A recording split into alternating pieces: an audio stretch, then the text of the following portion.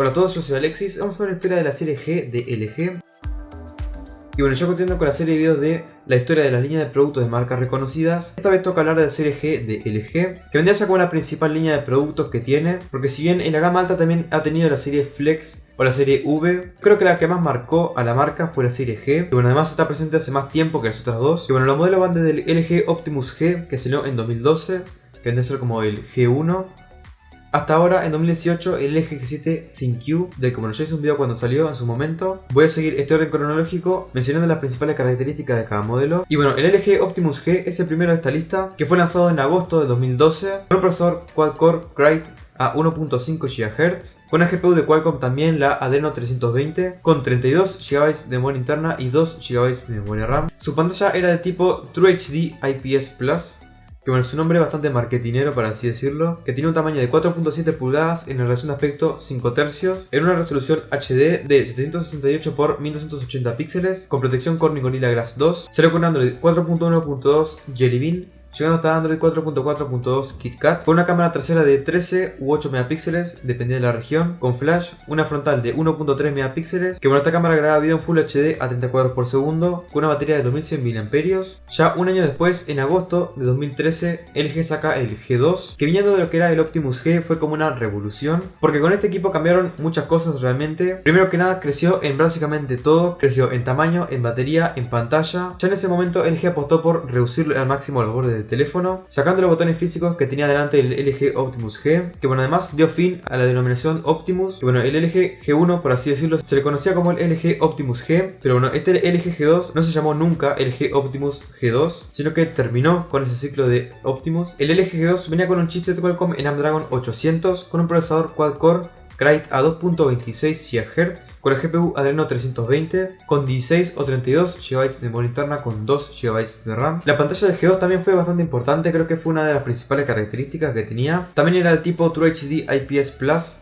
pero en este caso de 5.2 pulgadas, en un ratio de 16 novenos, en una resolución ya Full HD, 1920 x 1080 píxeles, que era bastante resolución para la época, con protección Corning Gorilla Glass 2, con un 76% de relación pantalla-cuerpo. Recordemos que el Optimus G tenía solo un 69%, que fue bastante mejora en ese año, que bueno, salió con Android 4.2.2 Jelly Bean, llegando hasta Android 5.0.2 Lollipop, porque bueno, este teléfono dio el salto a lo que fue Material Design en el momento. Su cámara era de 13 megapíxeles con flash y grababa video 1080p a 60 cuadros por segundo, y la cámara frontal pasaba de 1.3 megapíxeles a 2.1 megapíxeles, con una batería de 3000 mAh. El sucesor del G2 llegó rapidísimo realmente. Ya 9 meses después de su salida, en mayo de 2014, LG anuncia el LG G3, que fue uno de los primeros teléfonos en incorporar una pantalla 2K Quad HD. Pero bueno, más allá de eso fue una pequeña evolución del G2, creció un poco más en tamaño y un poco más en potencia, pero en general no cambió mucho. El LG G3 tenía un chipset Qualcomm Snapdragon 801, con un procesador quad-core que tenía núcleos Cryte a 2.5 GHz, con el GPU Adreno 330, que venía en versiones de 16 GB de memoria interna con 2 GB de RAM, o 3 GB de RAM con 32 GB de memoria interna. Que bueno, como dije, una de las principales características de este modelo fue su pantalla, que era otra vez True HD IPS Plus de 5.5 pulgadas en este caso, 16 novenos, con una resolución 2K Quad HD, 2560 x 1440 píxeles, de los primeros en el mundo con esta resolución, con protección Corning Gorilla Glass 3, salió con Android 4.4.2 KitKat, llegando hasta Android 6.0 Marshmallow, con cámaras de 13 y 2.1 megapíxeles, video 4K a 30 cuadros por segundo y una batería de 3000 mAh. En abril 2015, LG saca el LG G4, que bueno, fue un modelo bastante controversial, porque casi todos los G4 tenían un problema que se conoció como la muerte súbita, que esto le pasó a muchísimos usuarios del G4, creo que a la mayoría de ellos, en donde cuando estaban usando el teléfono normalmente a veces se les congelaba, que se les quedaba trancado en la boot animation, que bueno, sería un error de LG cuando diseñaron la placa madre de ese modelo, pero bueno, la garantía, si llevas un LG G4 con este problema, te lo cambiaban por otro sin ningún coste adicional. Pero bueno, como siempre, hay gente que compra los teléfonos afuera, y en esos casos para tramitar la garantía se les complicó bastante. Que bueno, el G4 venía con el chipset Qualcomm Snapdragon 808, con un procesador hexa-core, es decir, de 6 núcleos, siendo 4 ARM Cortex A53 de 1.4 GHz, de baja potencia y otros dos de alta potencia ARM Cortex A57 que corrían a 1.8 GHz con el GPU Qualcomm Adreno 418 con 32 GB de memoria interna y 3 GB de memoria RAM. Que bueno, la pantalla era bastante similar a la del LG G3 sobre el papel. Estamos hablando de una pantalla de 5.5 pulgadas, 16 novenos, en una resolución otra vez 2K Quad HD. Y bueno, además su cámara tuvo bastante protagonismo en la época, que era de 16 megapíxeles, pero la principal novedad era que venía con la apertura focal f1.8, que bueno, también grababa video en 4K a 30 cuadros por segundo, que bueno, también tenía una cámara frontal de 8 megapíxeles y salió con Android 5.1.1 Lollipop, llegando hasta Android 7.0 Nougat, con una batería también de 3000 mAh, igual que la del G2 y la del G3, que bueno, ya continuando, 10 meses después de su salida, en abril de 2016, LG anuncia el G5, que apostaba por un concepto que no se ha explorado mucho en lo que son los teléfonos, que es el de la modularidad. Estamos hablando de que la parte inferior del LG G5 se podía extraer con un botón que tenía en el lateral, para poder intercambiar esa parte inferior por unos módulos que le daban funciones añadidas al teléfono. Por ejemplo, había uno que sería como grip de cámara, que tenía una ruedita para poder hacer zoom y además traía más batería. Luego también estaba otro módulo de Bang & Olufsen, que lo que hacía era mejorar el sonido, pero bueno, la idea pintaba bien, pero el problema es que terminaron siendo muchos productos que se vendían por separado, y más que nada por temas de distribución de los productos, que bueno, algunas regiones no llegaban como deberían, por esto que terminaron siendo un fracaso, además de que tenían un precio bastante elevado, porque debemos tener en cuenta que al retirar la parte inferior del teléfono, cada módulo tiene que incorporar un puerto USB tipo C, un micrófono y un parlante altavoz, por lo que bueno, lo que hace es que los módulos sean realmente caros. Estamos hablando de que algunos más o menos rondaban los 70 euros,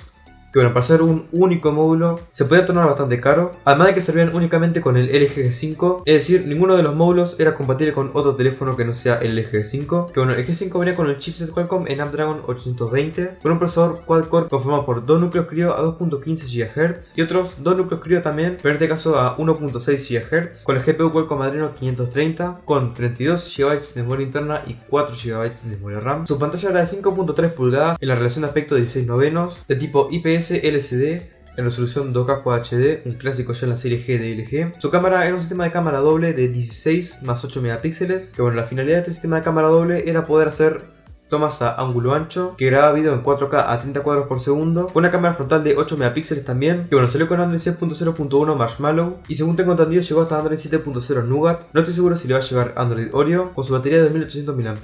y bueno, ya para febrero de 2017 LG sacó el LG G6, que también produjo un gran cambio en la serie, porque del G5 para atrás todos los modelos eran hechos de plástico, que bueno, acá el G5 también tuvo un tema con esto, y es que decía ser construido en metal, pero realmente no lo era, porque tenía una placa de metal y por encima tenía un tipo de polímero que estaba pintado, que bueno, al fin y al cabo es como el mismo material que cualquier otro teléfono de plástico. Y esto, al igual que lo que le pasó a Samsung, a la gente no le gustaba, entonces decidieron sacar un teléfono hecho de cristal adelante y atrás y metal en los bordes. Que bueno, el LG G6 fue como una gran evolución del G5, más que nada en lo que era diseño, porque en el resto de cosas, si bien algunas cosas cambiaron, en general en lo que es potencia son más o menos iguales. Estamos hablando de que el G6 venía con el chipset Qualcomm Snapdragon 821, que es una pequeña evolución del 820 del G5, que bueno, también tiene un procesador quad-core conformado por 2 núcleos Creo de 2.35 GHz, con otros 2 núcleos de 1.6 GHz, con el GPU Qualcomm Adreno 530, con 32 GB de memoria interna y 4 GB de memoria RAM, con una pantalla IPS LCD de 5.7 pulgadas, en una relación de aspecto 18 novenos, acá cambió, se es un poco más alta, con una resolución 2K Quad HD, pero en este caso 2880 x 1440 píxeles, con protección Corning Gorilla Glass 3, que bueno, salió con Android 7.0 Nougat, llegando hasta Android 8.0 Oreo, que bueno, supongo que le estará llegando Android P, con un sistema de cámaras de 13 más 13 megapíxeles, con una cámara frontal de 5 megapíxeles, que graba video en 4K a 30 cuadros por segundo y una batería de 3300 mAh.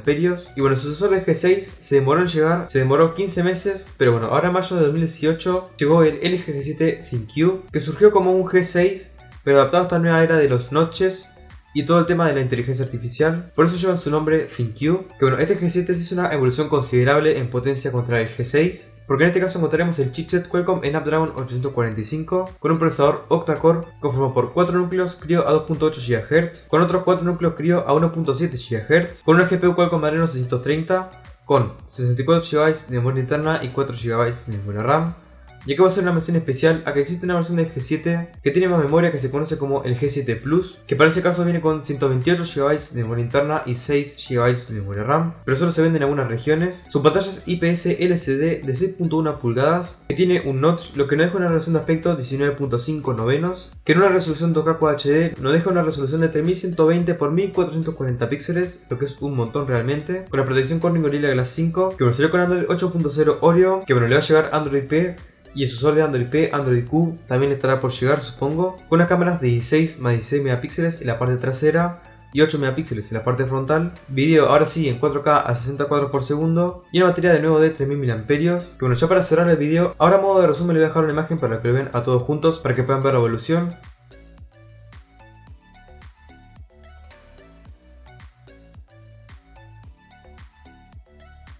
Así que bueno, dime qué les parece este video en la parte de comentarios. Y si alguna vez ustedes tuvieron un teléfono de la serie G de LG,